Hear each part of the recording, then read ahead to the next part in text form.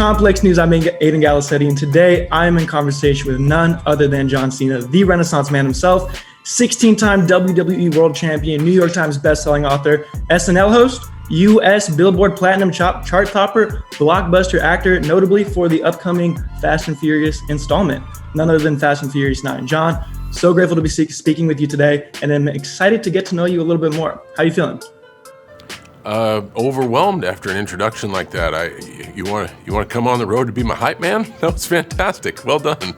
I appreciate it. I'd absolutely love to. I know you go fast, and I'd be right there with you, shotgun. It'd be incredible. It'd be a movie. So before we dive into all things F9, I'd love to explore a little bit of a unexpected common ground that you and I might have, that being our mutual enlistment in the BTS Army. And I'd love to know how you originally connected to their music, and I would be remiss to ask if you have a bias amidst the brotherhood. So a bunch of questions there. My relationship with BTS is atypical. Maybe not. It was like serendipitous, I would say is a better word. I was in a point in my life where I was really reflecting on self and honestly asking myself who I was. And I'd always been so driven and focused, but really didn't have a good answer for myself as to why. And in exploring all that, I really came to the conclusion that I had to come to grips with some demons that I had, but ultimately, after doing that, I deemed myself enough. So I got to literally the point of understanding the value of self-love. I then started a project that I've continued to this day on Twitter, of kind of taking those journal type thoughts and putting them out into the universe to be interpreted for whatever manner you want, the benefit and the curse of social media. And I can remember the first time I pressed send on one of these vulnerable thoughts coming from this 16-time champion WWE, guy who's been looked at, not exactly, vulnerability doesn't even really match the personality that people have come to see. So I was super nervous, and it was tremendously successful. And so was the next one, and so was the next one. And I'm like, whoa, I gotta see who's in on this. And it was the Army from a group called BTS. And the reason was because the album Love Yourself had been hyped to drop. And here was this group across the world who we didn't speak the same language at the time, and they're advocating self-love. So immediately, like something I felt so ashamed about and so scared to share with the world, BTS allowed me to realize that I'm not alone. And they allowed me to realize that it's like okay to be me, even though I'm different.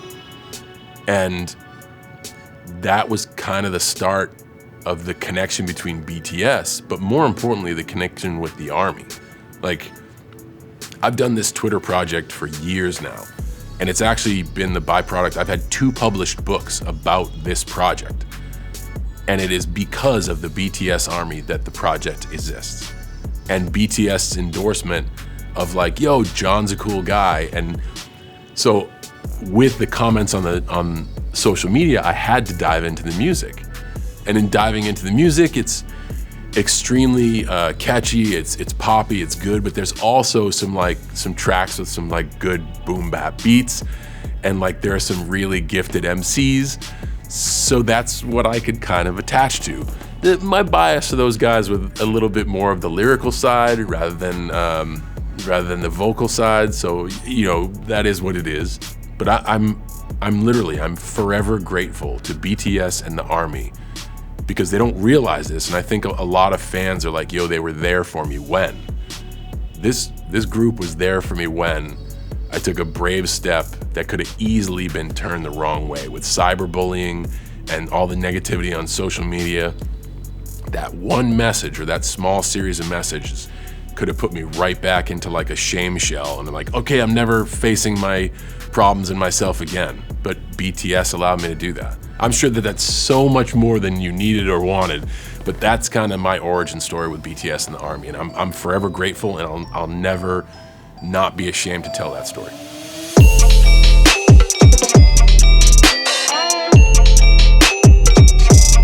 I would love to know, what are you most excited about when joining, the Fast and Furious family? I feel like is the best way to describe it, family. So I relate a lot of things to WWE, and this one falls directly in that line. Like, what was it like to join the WWE locker room?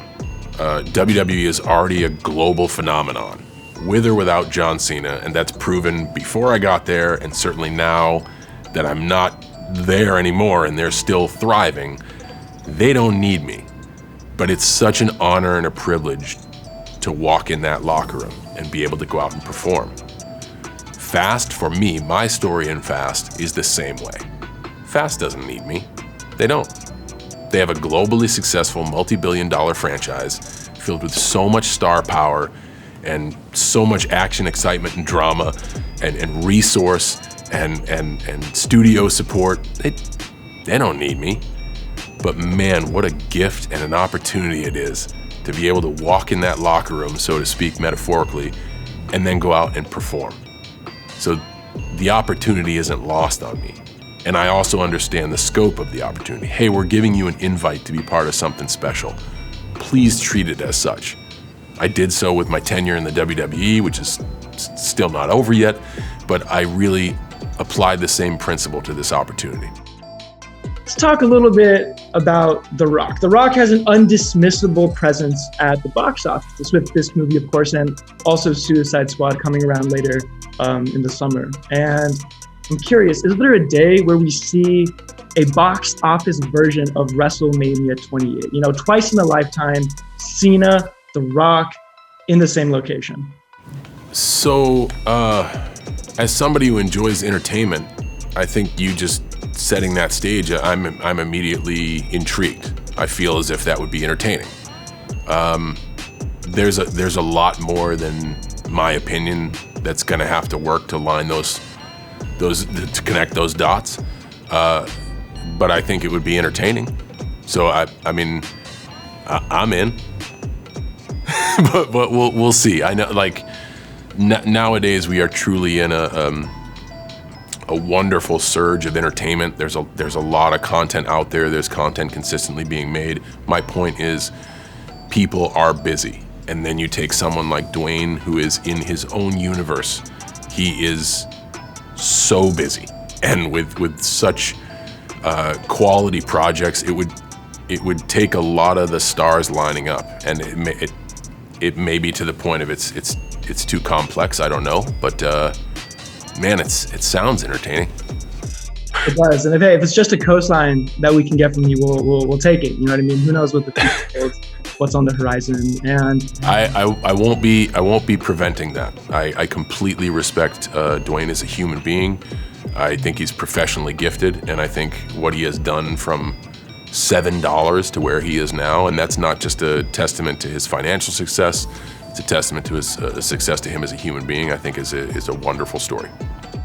I can already detect the brotherhood, the camaraderie between you two, just hearing you express that. And, on this ever-expanding list of John Cena accomplishments, you might not expect children's book author to be a recent addition.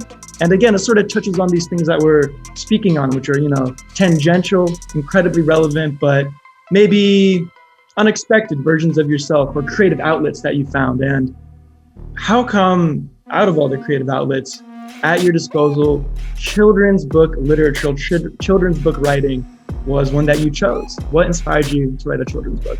So with many success stories or opportunities that I've made the most of out of my life, a lot of them come from the origins of some negative balance. While performing in the WWE, certainly for a long time, every time I come down the ramp to the ring, half of the crowd says, "Let's go Cena," and the other half, sometimes more, says, "Cena sucks."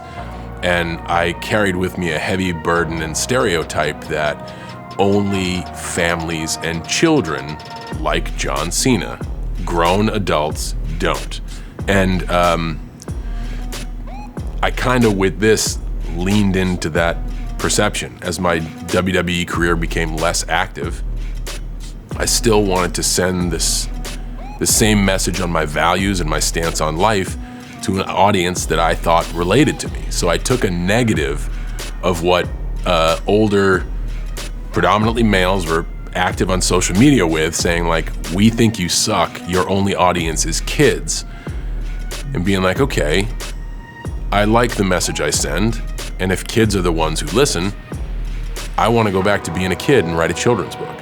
And I want to write it about the value of persistence and the value of teamwork and self-love and individuality and being okay to be different. And I'm going to do it in a forum of animated monster trucks because I'm a car guy at heart, and I was a car guy as a kid.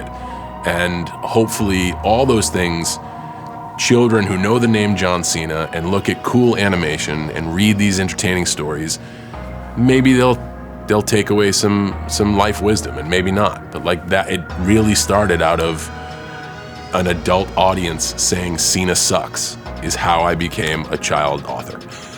Wow. I mean, as our time is eclipsing right now, I just want to say again, thank you so much for your time. I feel like I learned a lot just speaking to you, listening to you, and I'm sure everybody else tuning in will as well. And so, that's all we got for now. I appreciate you. I appreciate everybody listening in, and I'm curious to hear the thoughts of everybody tuned in the comments below. More on this. I'm not going to let you get away that quick. How old are you?